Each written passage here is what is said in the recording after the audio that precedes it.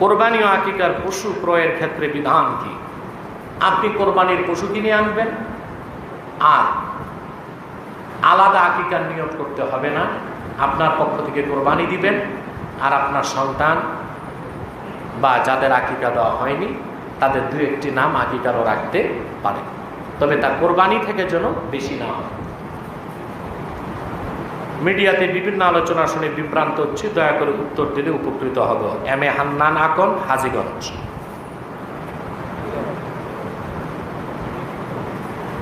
নারায়ণগঞ্জ থেকে এক ভাই মুসল্লি প্রশ্ন করেছেন, কোরবানির নেশাব কতটুকু জানালে উপকৃত হবে? স্বাভাবিকভাবে যাকাত যাদের উপর ফরজ তাদের উপর কোরবানিও ওয়াজিব। কিছু কিছু ফকিহের মতে যাকাত ফরজ নয়, কিন্তু যার নিজস্ব একটা বাড়ি আছে, মোটামুটি সচ্ছলভাবে চলে, কিন্তু যাকাত ফরজ হয় নাই, সেই ব্যক্তির উপরও কোরবানি আবশ্যক। যদি সে বড় পশু দিতে না পারে, অন্তত বকরি, ছাগল এগুলো সে কোরবানি করে দিবে।